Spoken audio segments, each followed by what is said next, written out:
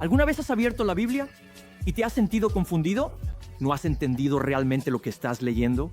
En Pillars entendemos que en el ministerio y en el liderazgo dentro del ministerio, la palabra de Dios juega un papel muy importante en tu liderazgo. Así que saber cómo entender la Biblia se vuelve muy importante. Y en esta sesión queremos hablar sobre un aspecto de cómo entender la Biblia. Dios, en su creatividad, decidió que escribiría las Escrituras usando diferentes géneros literarios, diferentes estilos literarios. Así que en la Biblia hay historias, pero también está la ley. Hay profecía, pero también hay poesía. Hay sabiduría, pero también hay cartas prácticas de instrucción. Hay monoparábolas. Existen todos estos diferentes estilos de literatura, y cuando lees la Biblia es importante saber cuál es el estilo literario que estoy leyendo y cuáles son algunas claves que me ayudan a entenderlo mejor. Ese es el objetivo de esta sesión. Simplemente vamos a repasar los diferentes estilos de literatura y cómo puedes entender lo que lees si sabes cuál es ese estilo. Primero, hablemos sobre las historias, porque las historias están presentes a lo largo de las Escrituras. Lo importante que debes saber cuando lees una historia es que es la historia de Dios, y el propósito de la historia es mostrar a Dios en acción. Es muy importante entender que básicamente Dios es el héroe de cada historia. A menudo leemos las historias, especialmente en el Antiguo Testamento, y convertimos en héroes a algunos de los personajes, como David u otros. Y eso, por un lado, está bien, pero entiende que cuando lees una historia, estás leyendo una historia selectiva, para comprender quién es Dios y qué está haciendo Dios.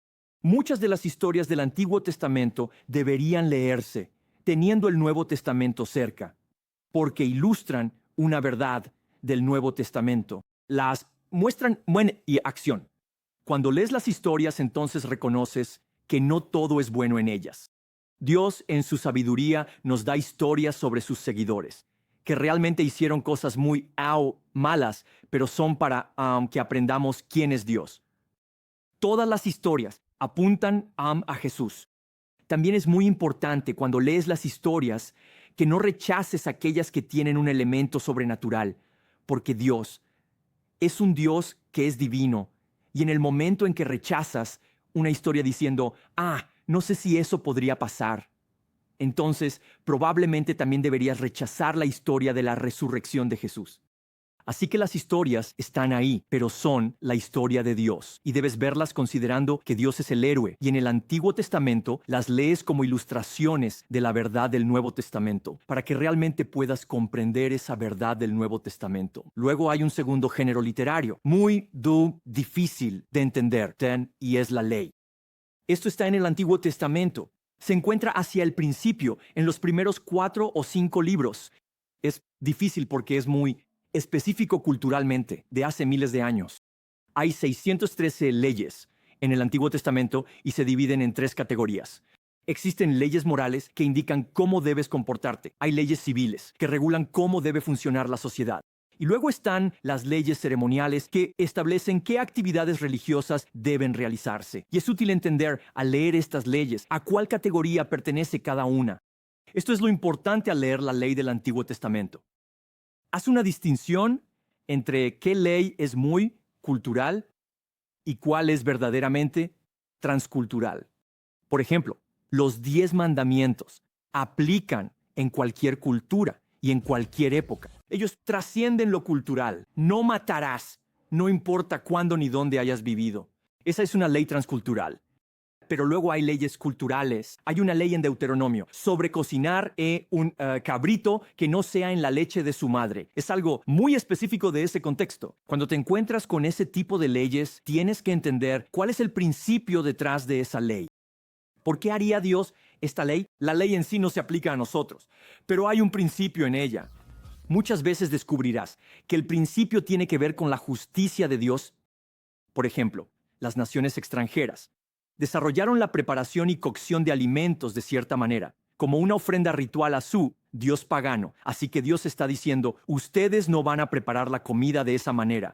Si entiendes el principio relacionado con el carácter de Dios, estudias eso. A menudo es útil contar con recursos adicionales que te ayuden a entender cuáles son las leyes culturales y el principio detrás de ellas. Pero asegúrate de hacer esa distinción, porque lo que no quieres es empezar a escoger y elegir qué leyes vas a aplicar y cuáles no vas a aplicar. Todas se aplican. Algunas de manera muy práctica porque son transculturales, y otras en cuanto al principio detrás de ellas, porque son muy específicamente culturales. Hay una ley que dice, cuando se saluden, bésense con un beso santo. Esa es una ley muy cultural. Así que no beso a las personas que conozco, aunque seamos hermanos cristianos, pero entiendo el principio. De saludarnos con amor, cuidado y alegría. Esa es la diferencia. Ahora hablemos de la poesía, porque la Biblia está llena de poesía. La poesía es un lenguaje figurado en el que te expresas a Dios. Así que el libro de los Salmos, por ejemplo, es probablemente el libro más marcadamente poético de la Biblia, aunque hay secciones de otros libros que también contienen poesía. Esto es lo importante que debes entender cuando lees poesía. Es emocional, así que no puedes tomarlo literalmente. Es verdad, pero es un lenguaje figurado. Por ejemplo, hay un salmo que dice que las personas lanzaban espadas por la boca. No significa que literalmente estuvieran escupiendo espadas. Es un lenguaje emocional sobre decir mentiras y el daño que eso puede causar. Los dos libros poéticos más profundos de las Escrituras son los Salmos y el Cantar de los Cantares. Los Salmos, que son 150, incluyen algunos que son salmos de lamento, que tratan sobre la tristeza y el duelo. Hay salmos que son salmos de alabanza, hay salmos que son salmos de sabiduría, hay salmos que son salmos de salvación. Los salmos están pensados para ser leídos uno a la vez. Así que cuando lees un salmo piensas, bien, alguien, usualmente David, se está expresando ante Dios, inspirado por Dios. Están ahí para ayudarte. A veces en la vida nos cuesta expresarnos ante Dios y usamos los salmos. Y es como si Dios inspirara a ese autor para darme las palabras con las que puedo compartir mi corazón con Dios. Y luego tienes el Cantar de los Cantares, que es este drama de historia de amor entre un príncipe y una dama que, en realidad, ejemplifica la historia de amor que Dios tuvo con la nación de Israel y que Jesús tiene con nosotros. Y lo lees como esta historia de amor poética que refleja el corazón de Dios. La poesía es hermosa y maravillosa, y estoy tan agradecido de que Dios la haya incluido porque me da palabras para hablar con Dios que de otra manera no tendría. Luego pasas a la sabiduría. La sabiduría es muy diferente. Estos son libros como Proverbios y Eclesiastés, e incluso Job. La sabiduría se centra en una visión profunda de la vida. Así que hablemos de cada uno de esos libros. Proverbios. Realmente los lees uno a la vez, no tanto el capítulo completo. Son cortos, son memorables. Te dan una verdad que es muy práctica para tu vida. Y así es como lees e interpretas Proverbios. Eclesiastés es un libro que fue escrito sobre un hombre que estaba buscando el sentido de la vida y lo lees de principio a fin hasta que llegas al final, donde su descubrimiento lo lleva a un lugar en el que solo Dios da sentido. Muchos piensan que Salomón escribió esto mientras buscaba sentido a través de su riqueza y de todas sus esposas, pero está ahí para darnos sabiduría sobre el papel de Dios y la falta de sentido, de una vida sin Dios. Y luego tienes a Job, que es muy único, a veces difícil de entender, porque enfrenta sufrimientos en su vida que no tienen sentido para él. Para él, como seguidor de Dios, si obedezco a Dios, tendré una buena vida. Y entonces sus amigos vienen y le dicen, solo arrepiéntete, sin duda, algo ha salido mal, por eso no tienes una buena vida. Pero Job sabe que eso no es cierto. Y Job es primero una conversación entre Job y sus amigos, luego entre Job y Dios, y después de Dios a Job. Y es una serie de discursos que realmente contrastan la sabiduría humana con la sabiduría de Dios. Y una de las declaraciones más profundas es cuando Job dice, sabes, yo pensaba que sabía. Hablé y debí haberme quedado en silencio para así recibir la sabiduría de Dios. Y lees estos libros como Proverbios, Eclesiastés y Job porque te brindan una sabiduría profunda sobre cómo Dios ve algunos de los temas más importantes y difíciles de la vida. Luego pasas a otro género llamado los profetas. Estos son libros de la Biblia, predominantemente del Antiguo Testamento, donde los profetas hablan a la nación de Israel. Estos libros proféticos, y hay una larga lista de ellos en el Antiguo Testamento, son de naturaleza espiritual y ética. Ellos realmente describen la vida real. Los profetas no eran adivinos. No solo predecían el futuro. La mayoría de los profetas del Antiguo Testamento, lo que escribieron ya estaba en la ley. Esto es lo que sucedía. Los israelitas se rebelaban contra Dios, olvidaban la ley de Dios, y Dios levantaba a un profeta como Isaías, Jeremías o Sofonías y enviaba un mensaje a los israelitas, que les recordaba el pacto y la ley. Ese mensaje exponía su pecado. El profeta hablaba sobre el castigo, pero cada profeta siempre terminaba con una nota de esperanza. Esa nota de esperanza era para los israelitas en ese momento, y también apuntaba hacia Jesús. Y cuando lees a los profetas, lo que estás haciendo es mirar dentro del corazón y la mente de Dios, mientras Él habla a un pueblo que se ha rebelado contra Él. Y comprendes este ciclo, y llegas a esa nota de esperanza. Y los profetas se vuelven muy útiles al darnos una visión del carácter y la naturaleza de Dios. Cuando pasas al Nuevo Testamento, uno de los géneros literarios es el de los evangelios. Esto es lo que yo llamo una biografía selectiva. Se trata de Jesús, pero los evangelios realmente solo cubren unos 40 días de su vida. Y él murió cuando tenía alrededor de 33 años. Es muy selectivo, y cada evangelio nos da una perspectiva diferente de Jesús. Mateo presenta a Jesús como rey. Marcos muestra más a Jesús como siervo. Lucas presenta a Jesús más bien para la vida cotidiana. Y Juan nos da una mirada interna de Jesús, no tanto de sus actividades. Y cuando lees los evangelios, es muy útil compararlos. ¿Cómo nos da cada evangelio una perspectiva diferente? Y cuando los comparas, obtienes una imagen completa. Así que si estás leyendo una historia en el Evangelio de Marcos, entonces lee cómo se cuenta esa historia en Lucas, en Juan o en Mateo y obtendrás una visión más completa que te da una idea más profunda de Jesús. Los evangelios tratan completamente sobre Jesús, quién es y por lo que hizo. No se trata solo de sus enseñanzas morales, sino del reino de Dios que ha venido a la tierra. Dentro del evangelio, Jesús enseñó muchas parábolas. Estas también son un estilo literario único.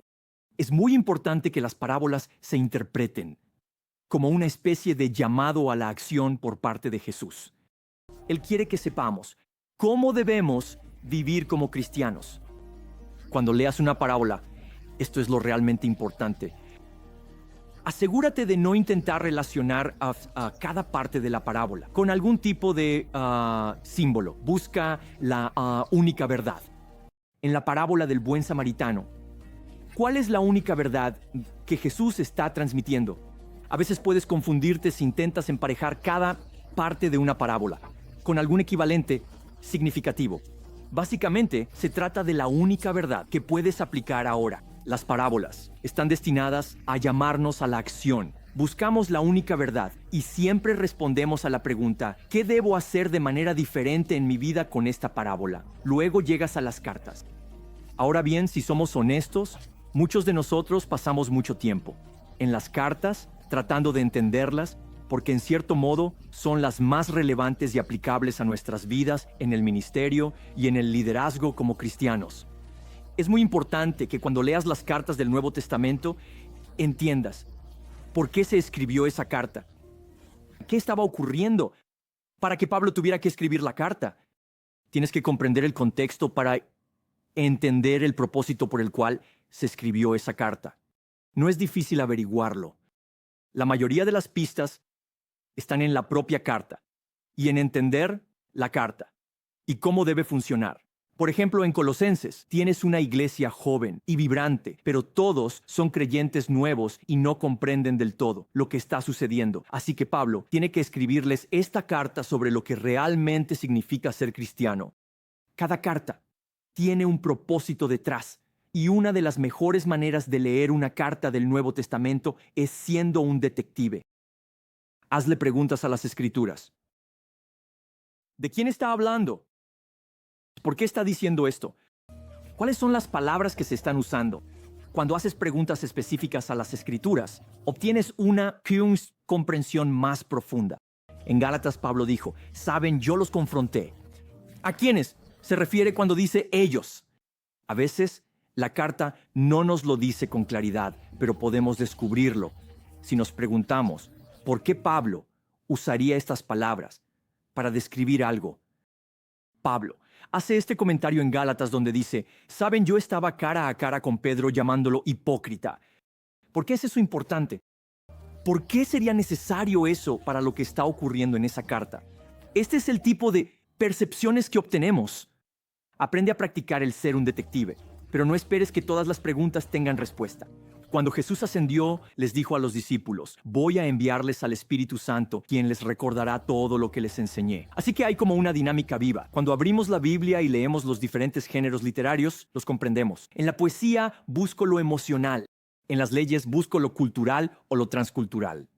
En las cartas busco cuál era el propósito, hago preguntas, y el Espíritu Santo nos ayuda a comprender, y otras herramientas de estudio también nos ayudan a entender. Todo eso está bien, pero ahí es donde entendemos que nunca sabremos todo perfectamente, porque es la palabra de Dios. Y no importa cuántos años estudies la palabra de Dios, siempre habrá más verdad para ti. El género final, que es realmente asombroso, es el Apocalipsis, la carta del Nuevo Testamento, la última, o lo que se llama literatura del Antiguo Testamento, que trata más sobre el futuro. Daniel, Ezequiel, por ejemplo. Estos hombres tenían una visión. Ellos no comprendían completamente la visión y luego la escribían tratando de describirla y usaban lenguaje e imágenes para describir la visión que estaban teniendo. Y cuando lees el libro de Apocalipsis, lo estás leyendo, obteniendo una idea de lo que ellos vieron y cómo lo registraron, y sacando un significado de eso. Lo realmente importante es que tienes que usar de alguna manera el contexto del mundo antiguo de ellos, para cuando estaban escribiendo las descripciones de estas imágenes. No lo compliques. No te detengas demasiado en los detalles de la imagen, sino que capta la idea de que Dios está pintando un cuadro a través de esta persona y nosotros tenemos que entender la imagen en su conjunto. Cuando miras una pintura, te alejas y observas toda la obra, y así comprendes lo que el artista está tratando de plasmar aquí. Eso es el libro de Apocalipsis. Dios está pintando un cuadro. No vamos a captar todos los detalles por completo, pero Él quiere que tengamos una comprensión de la imagen que está pintando, la cual Juan está registrando, según lo que ve de esa manera. Y esto nos ayuda, cuando intentamos entender las visiones, a comprender que se trata de una imagen con lenguaje e imágenes que giran en torno a esa imagen. Así que, calles de oro.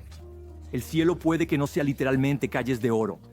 Está pintando un cuadro que habla sobre el carácter y la naturaleza de nuestra era final y eterna con Él. Dios, en su sabiduría, 66 libros, realmente los reunió como un solo libro con una sola historia, pero compuestos por muchos estilos literarios diferentes. Y todo lo que necesitas es tener conciencia de ello.